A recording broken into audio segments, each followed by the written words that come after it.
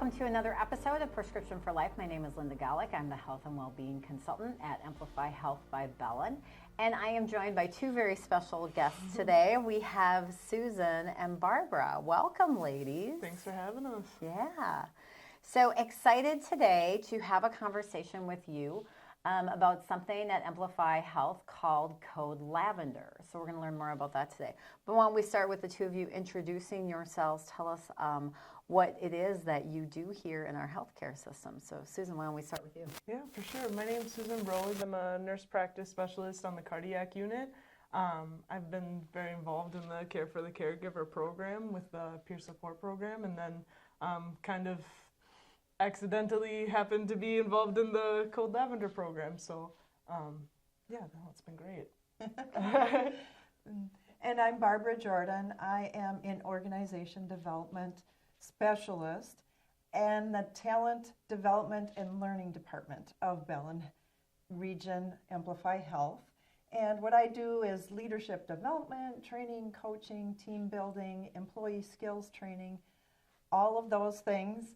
And I got involved, like Susan, in the Care for the Caregiver program as a peer support trainer, and then the Code Lavender program in the Gunderson region veered over to Bellin, and we shared the program within the Bellin region. Now it is Amplify-wide. Mm-hmm. So we are debriefers as well in the Code Lavender program. So let's talk about what Code Lavender is. If you can explain what this is and how we're using it as a healthcare system. Yeah, Code Lavender is for when teams are facing extreme stressors in their workplace or something traumatic happens, whether it's patient-facing situation or really for any teams can call on this service. And we come together and provide a 1-hour debrief facilitated by 2 trained facilitators.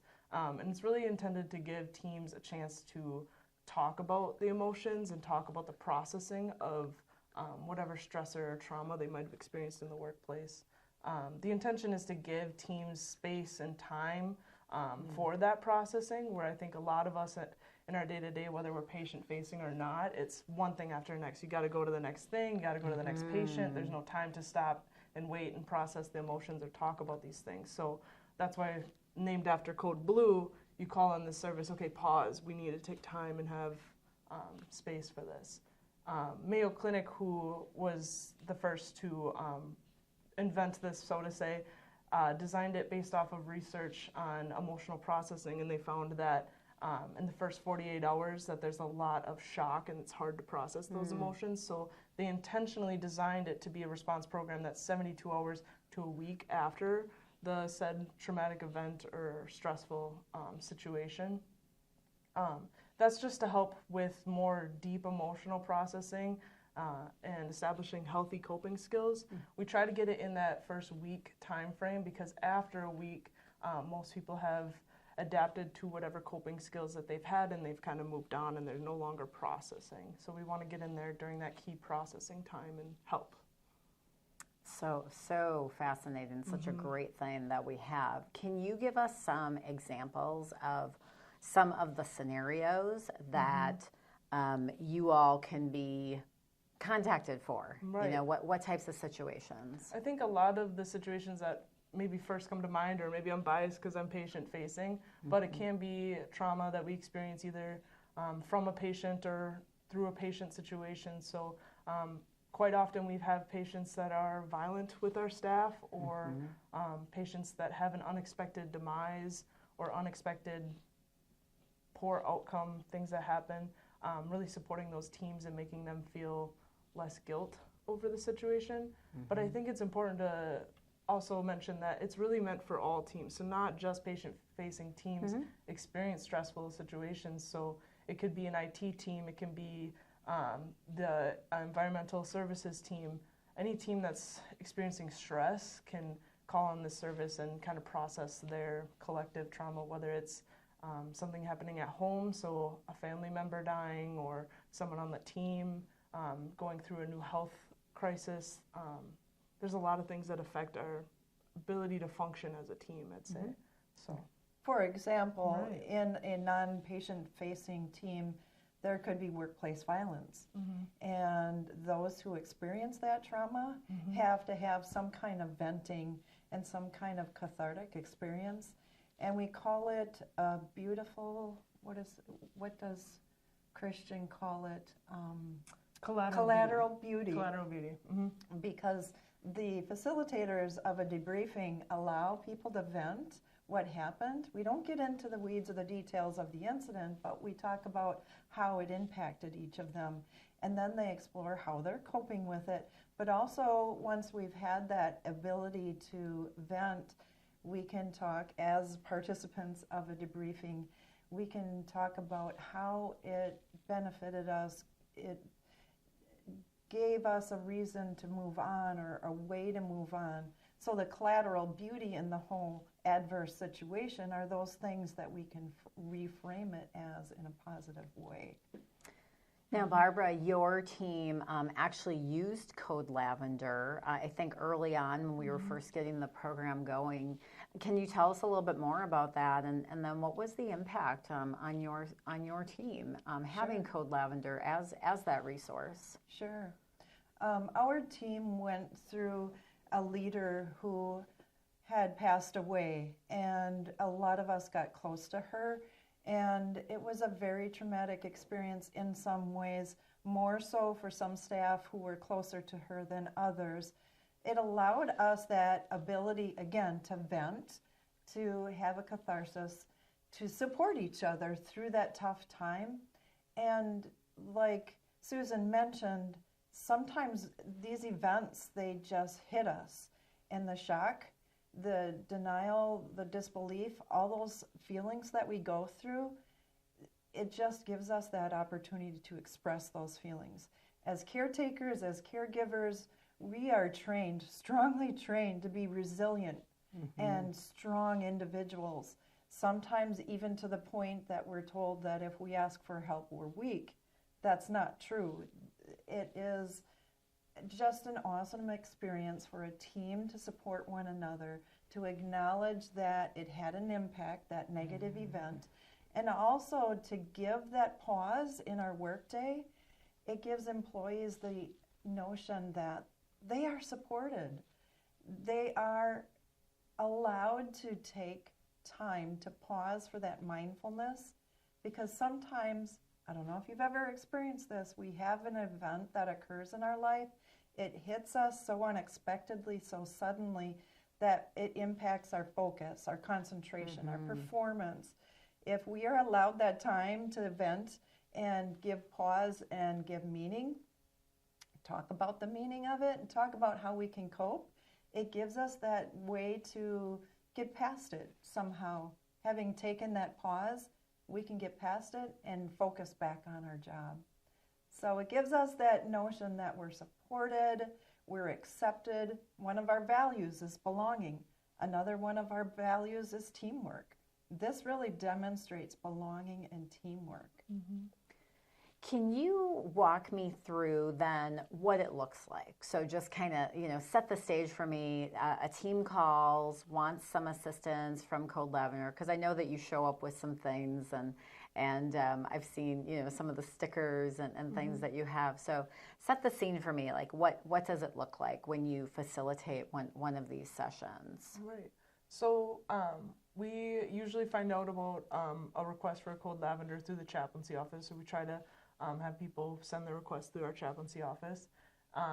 Through then, we schedule that debriefing, like we said, in between that 72-hour up to a week window. Sometimes just with complex schedules, especially with patient-facing staff, they might work only every third weekend or things like that, and it might be difficult to schedule. But like I said, we try to get in that 72 hours to a week.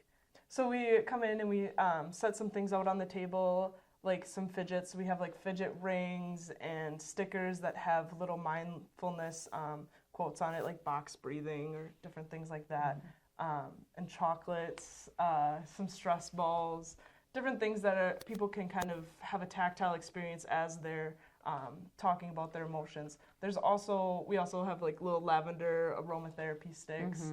Calming, right? The calming Right, of lavender. right. So we try to hit a couple of the senses, just because it can be hard to open up, and we found that having things to grasp or focus your attention on in other ways can also just help you listen better to the other people that are talking, but also meditate and process that.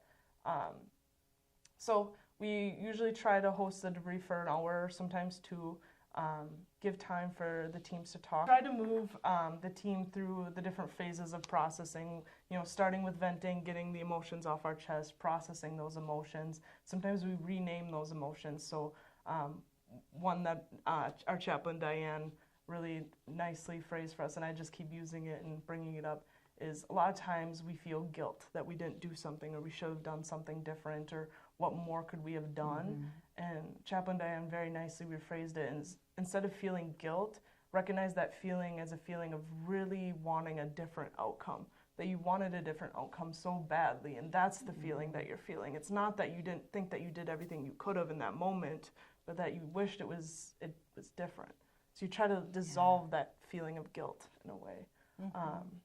So it's just like an example of how we try to process those emotions. And then in the end, we try to encourage, healthy coping skills. We try to have teams share with each other how they have been or how they plan to cope. And we try to also bring up, like you said, the collateral beauty and what went well. What's the shining stars of this teamwork, and how we've grown or changed since then, or how we've connected. Exactly.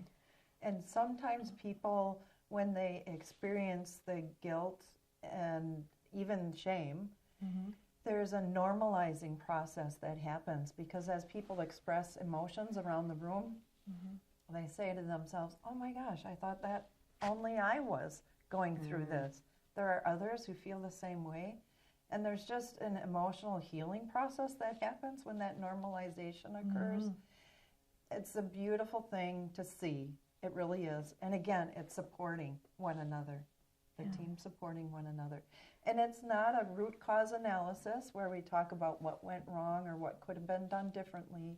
It is simply a briefing, just like the phrase debriefing connotes. It's an ability for people to voice their impact or express their emotions, talk about how they're coping, and we also give them information, referral to resources that the organization provides them. Again, supporting our employees, providing that information and referral sources that Emplify provides.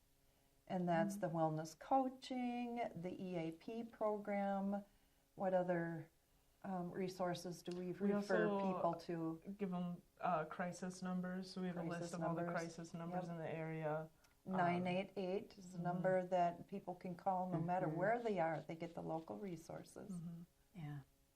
Yeah. What I love about all of this is I feel like it speaks to our name. We became Emplify Health because we are so centered on providing empathy, inpatient care, but we are also centered on being empathetic with each other.